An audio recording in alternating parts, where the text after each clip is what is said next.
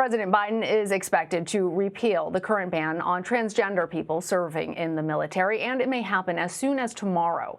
President Trump announced the ban in July of 2017. The law went into effect in April of 2019.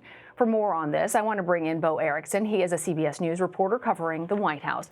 Bo, how exactly will President Biden make this change? So this was one of those long promises that Joe Biden kept repeating on the campaign trail, that he would repeal that transgender military ban. And the way that we were told that this is going to be implemented, the repeal, is through an executive order. And what an executive order is it uses all of the power that the president has that he can do unilaterally by himself. And he will issue this change in partnership with his newly confirmed Secretary of Defense, Lloyd Austin. This is something that we were told is going to be rolled out as soon as tomorrow, on Monday at the beginning of this week, and it'll be some type of ceremony. And the way that this will be enacted, per se, is that it will go back, the policy will go back to the 2016 policy enacted by then Secretary of Defense Ash Carter. And it wasn't until 2016 that transgender Americans were allowed to openly serve in the military. That's when that changed. But then, as you mentioned, in 2017, first by presidential tweet, President Donald Trump changed that. And then in 2019, the ban went into effect that said new transgender Americans could not enlist into the military. So that will be changed as well. So, Bo, how is the military brass reacting?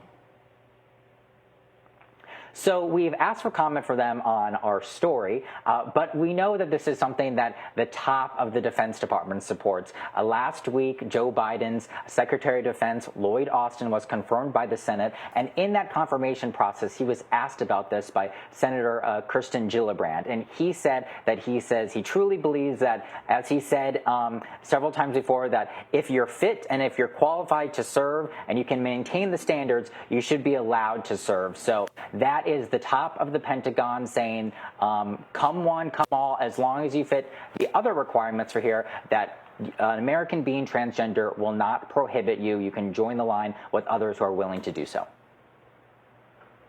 So this is very important breaking news to lots of people in America. But we also know that President Biden made overturning this ban a campaign promise.